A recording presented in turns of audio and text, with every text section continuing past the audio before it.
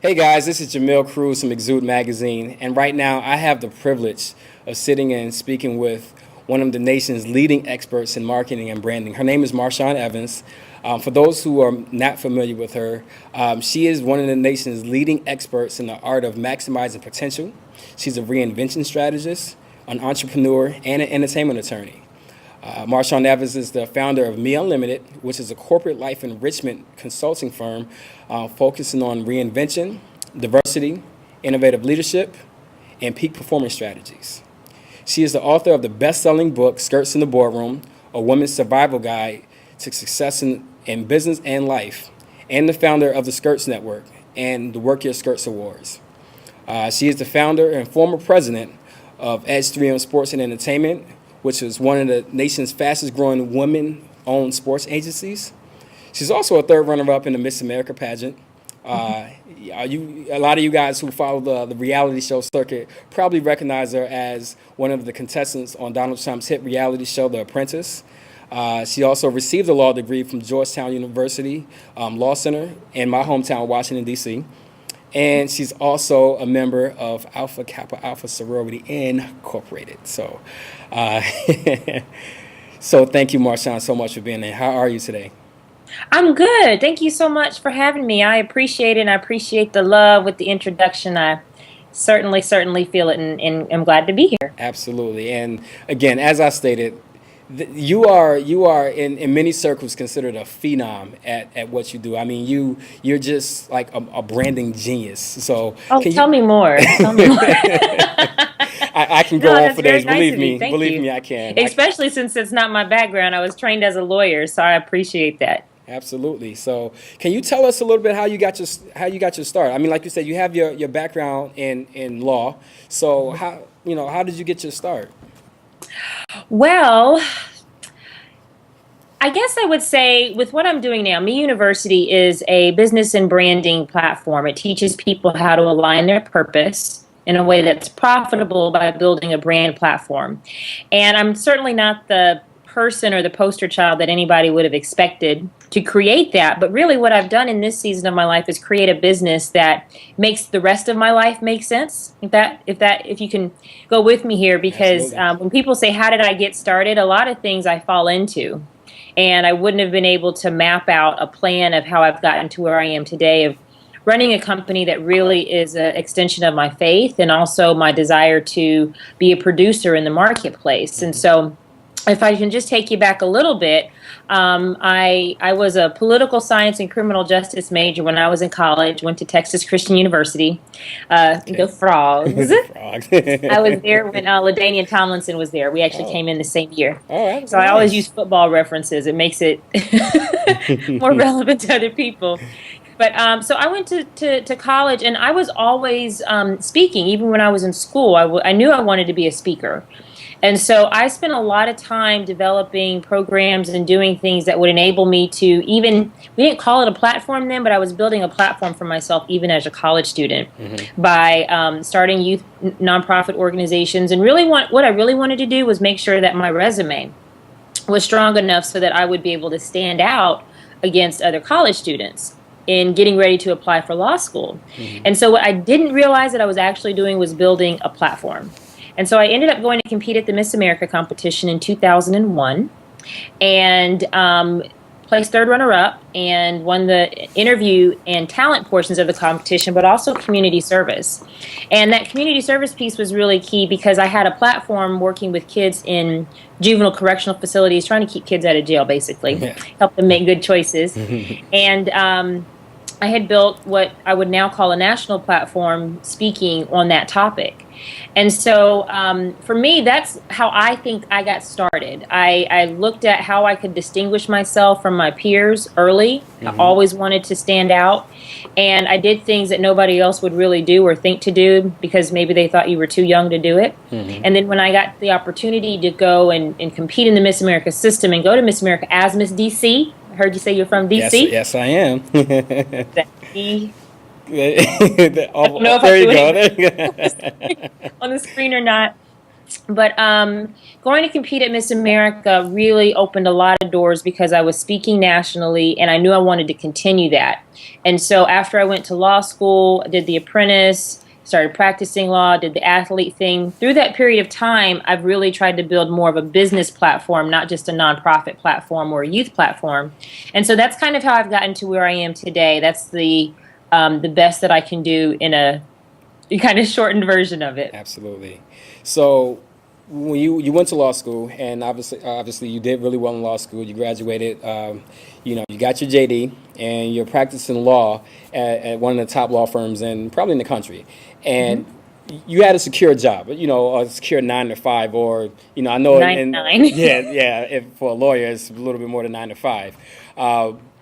What do you recall the particular point when you decided that you wanted to leave the safety and security of that 9 to 5 or 9 to 9 and really branch out and go into business for yourself?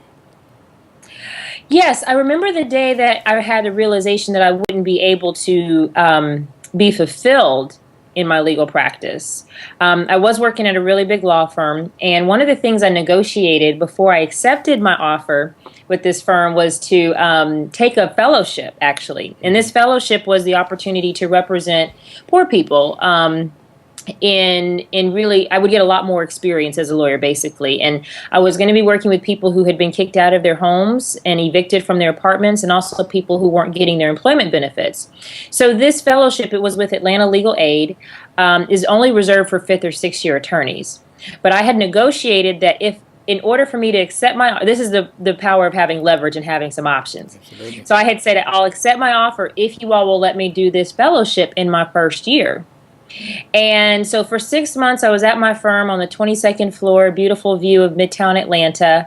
And then once my bar results came in and I had passed the bar, I went to spend some time with Atlanta Legal Aid. And even though the organization runs off a donation, so we're not talking about a lot of nice amenities. Mm-hmm. I'll put it that way. Very bare bones environment. Absolutely. And I remember the first day I went to lunch and brought my lunch back and went to have it the next day. I had to heat it up on coffee filters, what you would use to make coffee, because there were no plates. And I had gotten spoiled by just assuming the workroom would have plates. But anyway, so I spent 6 months there, and what I found out was that it wasn't that I didn't like law. I wasn't fulfilled with what I was doing. So that was probably the first moment that I recognized that I'm a skilled attorney, but what I love the most about how my life has to be used is helping people. And when I got to help a mom stay in her apartment, and she had her kids, and she couldn't afford to pay me money, but she bought me fruit, and I wasn't even allowed to accept it, but with her earnest of heart, it was as though she was giving me everything that she had to be able to say thank you. Mm-hmm. And even in representing these major national corporations as an attorney, you could have won a multi-million-dollar case from them, and they were like, well, that's what you're supposed to do. Yeah. It was no thank you. So that's when I shifted, and I decided to leave and start a sports firm with no background in sports, no formal background in branding other people. Just knew I'd like to help people with their presentation and communication skills. And I just felt in my soul, really, God saying, you're going to go work with athletes. And it did not make any sense to me, but I made the leap, and it turned out to be a pretty good one. Absolutely. Now, doing a little research and background on you, I know at one point you stated that, when you initially started your sports firm, some of your clients, they were, these were people who weren't paying you at first, Yeah. So, a lot of people, yeah, a lot of people would think, that's crazy. I'm not going to work for someone who's not paying me. But, in hindsight, it seems like it's like pure genius, because especially when you're really skilled at what you do, you can get those testimonials from people, from those particular clients that you have, which will help you enhance your brand. So can you speak on that a little bit? Yeah, great question. I think the key is really having a long-term and not just a short-term perspective on how legacy is really built. Mm-hmm. And I think of things in terms of legacy, in terms of how I want to be remembered. So even if I'm starting a new business endeavor, if you have a short-term perspective, you'll make short-term decisions. Mm-hmm. My perspective was I knew I wanted to get started, and I needed some case studies of how, and I also needed the experience. I also needed the experience, and a lot of times people want to assume that they're ready, and they're really not. And so by working with a few athletes for free, They weren't too picky because they weren't paying, and they weren't going to be too critical or demanding, and I could do what I could do on my own timeline for them. Mm-hmm. But I was able to start showing how I could get them interviews on these major networks. I mean, I had them interviewing on Fox Sports Radio, on NFL radio. Then I started getting them on ESPN. I started getting them in with their local media outlets. So I really started first with building their media platform. Mm-hmm. Then I started building out their websites. I started looking at everything that they needed from a branding standpoint. And initially, a lot of people don't realize this, initially I had just planned to start working with the athletes on their communication skills, like just getting ready for the interviews. Mm-hmm. And after I got them ready for their first few interviews, I realized there was none others set up. Like, who was going to set up the interviews after we prepared them for those? Mm-hmm. That's where I saw the business opportunity. And I was like, there's nothing being done. So my experience had been in branding. We weren't calling it branding then, but preparing Miss America and Miss USA contestants to compete with their communication and their platform for their pageant.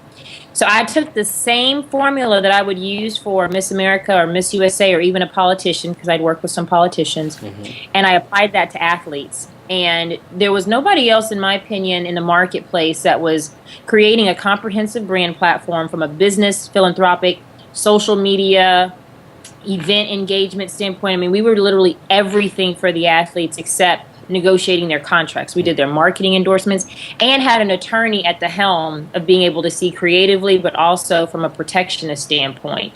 So I think it gave me a distinction in the marketplace, and I use it as a plus, because most people would have said, I don't have enough to start with. Mm-hmm. And the way I look at it, if God puts a plan in your heart or a vision or a dream, that means he's given you provision. But we have to have new vision. I call it professional vision, pro-vision, to see the provision that's available to you. Absolutely. And obviously you did it, and you did it well. I mean, it was a very successful business over the course of the years that you were doing it.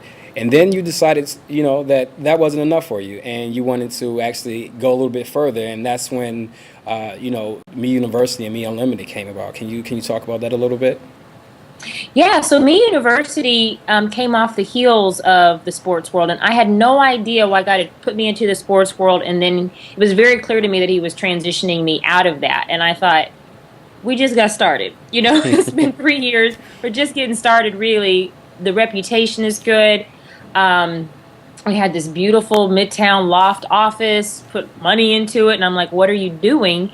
And it wasn't really about taking it further. It was about going higher. Okay. And what I found is that I was just being called into a season of really working with women on how to elevate themselves in the marketplace, and recognize that there were a lot of people who wanted and needed to have similar experiences that I had had. I recognize I've had some really blessed experiences at a very young age.